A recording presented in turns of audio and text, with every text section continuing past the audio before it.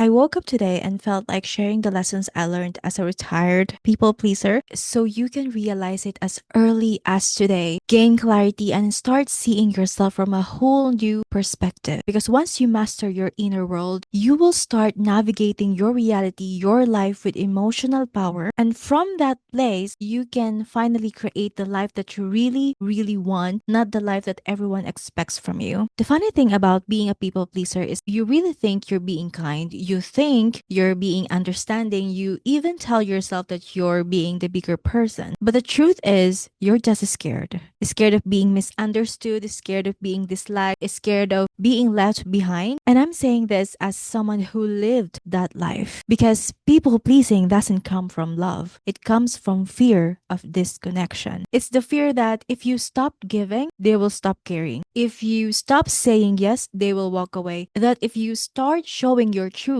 you will end up alone. But here's what I learned. When you stop betraying yourself to be loved, you don't lose people. You lose the illusion that love was ever conditional. So let me tell you what I've learned after finally retiring from that exhausting job called people pleasing. Hi, I am Joanna Rez and welcome back to my channel. The first lesson is that not everyone wants to hear the whole story. Not everyone wants to hear your whole story. And you know what? That's fine. That's actually perfect. You don't need to convince people to understand you. You don't need to make them see your pain or get your past.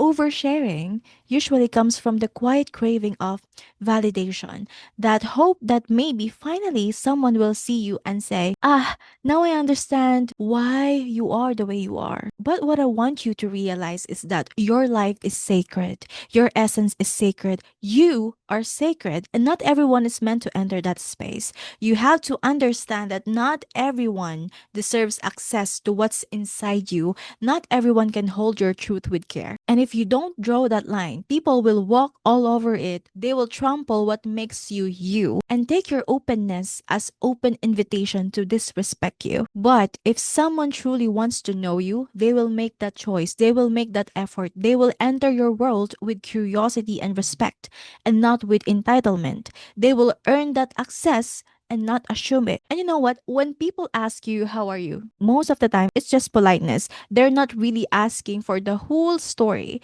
But people pleasers like us, we used to think maybe they want to know me, maybe they want to understand me, maybe if they understand my pain, they will understand me. No, they won't. Not everyone's gonna get it. They'll just get bored, zone out, halfway uncomfortable, and you will end up feeling unseen and ignored again. Because not everyone deserves access to your depth. So stop giving your soul to people who didn't even ask for it. Keep your depth sacred. Your silence holds more power than your explanations ever will. Oversharing isn't connection, it's leakage of your energy. And every time you leak your truth to the wrong ears, you dilute your own power. So learn how to protect it. You're not here to be understood by everyone. You are here to be understood by yourself. The next lesson that I've learned as a retired people pleaser is that explain only when they ask and only answer what they actually ask. Stop over explaining yourself because every time you do, what you're really saying underneath is, I don't trust that you will see me right. And that's not honesty. That's fear talking. You don't need to convince people of your intentions. If they already doubt you, no amount of explanation will change their mind.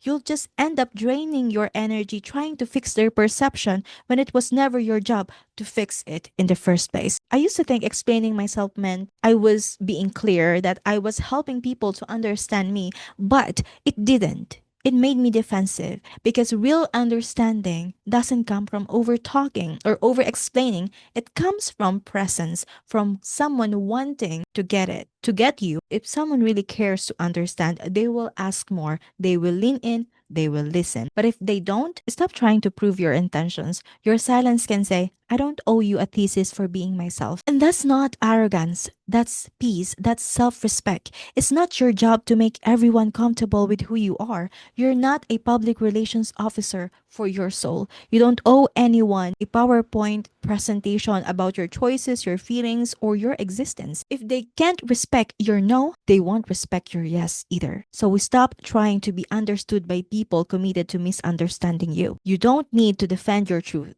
Just live it. The third lesson that I've learned as a retired people pleaser is that if you don't respect yourself while respecting others, that is not politeness. That's slavery. That's servitude. You're not being kind. You're being submissive. You're training people that your comfort is optional and theirs is priority. Some of you call it being polite. No, you're just scared. You're just scared to be disliked. Scared that if you set a line, you'll lose love. So you bend again and again until you disappear. And that fear, that's the leash. It keeps you bowing to people who wouldn't even kneel to pick you up. Respect is supposed to go both ways. If it's one-sided, it's not respect anymore. It's slavery. And here's the part that most people don't understand. When you act like a servant, people start to believe they're your master. You teach them that your boundaries are negotiable, that your peace is less important than their comfort. That's how energetic hierarchies form. Not because someone took your power, but because you kept giving it away in the name of being nice. So stop confusing self-erasure with compassion. Stop calling it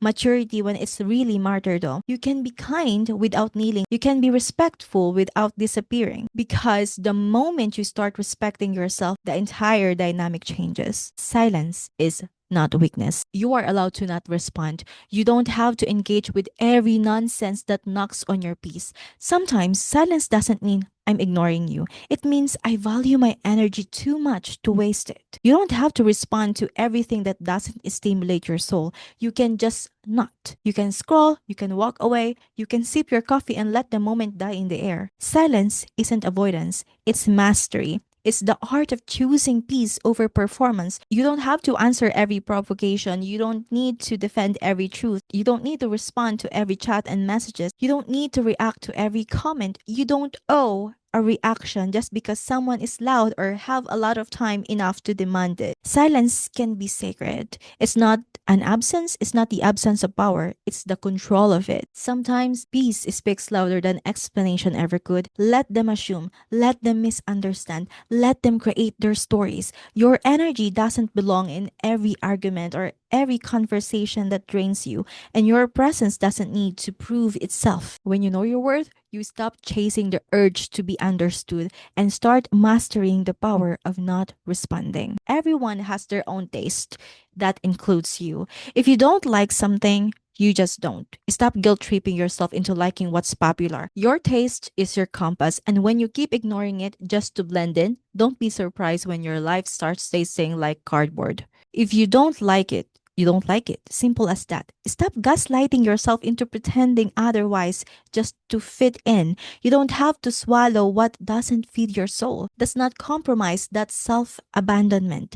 You don't have to like what everyone else likes. You don't have to eat the meal of validation they keep serving you just because it's the trend or it makes you look agreeable. If it doesn't feel right, if it doesn't sit well in your body, you don't like it. And that's okay. You are not rude for knowing what you don't want. You're not difficult for having preferences. You are being real to yourself. And that's the whole point. The next lesson, if being liked means becoming a mop, cleaning up everyone's mess and absorbing their bullshit just to be accepted, ask yourself, is that really being loved? Or just being used? Because that's what a lot of people call love these days, conditional convenience.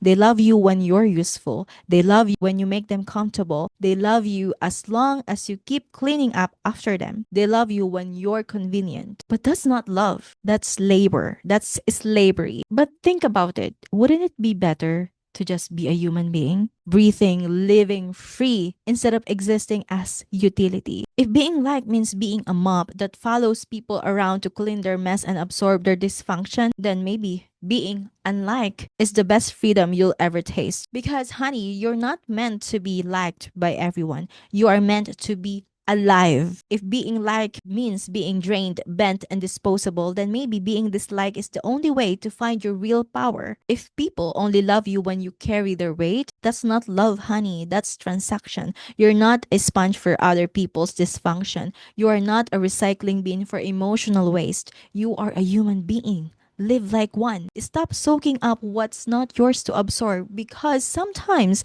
the most powerful thing you can do is to stop being absorbent and start being sovereign. The seventh lesson that I've learned as a retired people pleaser is that boundaries aren't walls, they're energy management. People think boundaries are pushing others away, but they are not. They are about protecting your frequency, because when your energy gets drained, your light dims. And when your light dims, you start disappearing from your own life. And the sad part, most of them won't even notice. And if you keep giving and giving until you're empty, you will vanish. And when you vanish, guess what? They won't even care. They will find another giver, another sponge. That's how energy dynamic works. When you don't manage yours, someone else will. Protecting your energy isn't selfish, it's sacred self respect. It is how you keep your soul alive. Because when you let everyone plug into you without limit, you will end up drained, invisible, and bitter. Resentful that nobody sees your effort, while secretly knowing you trained them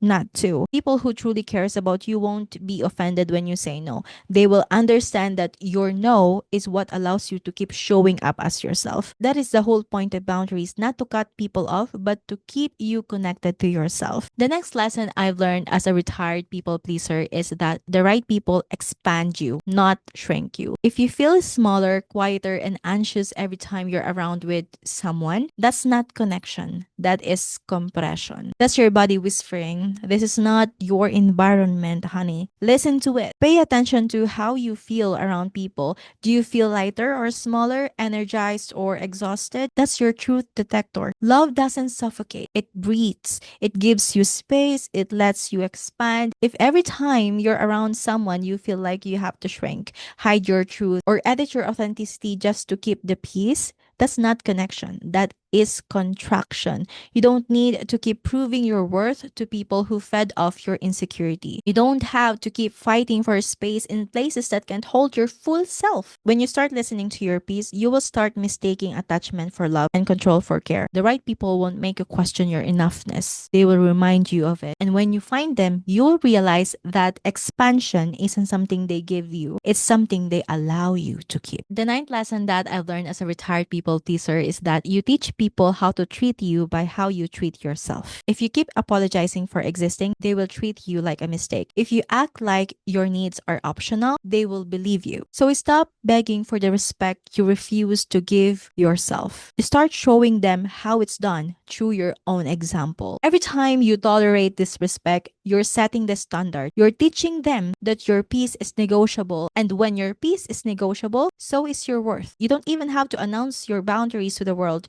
You just embody them.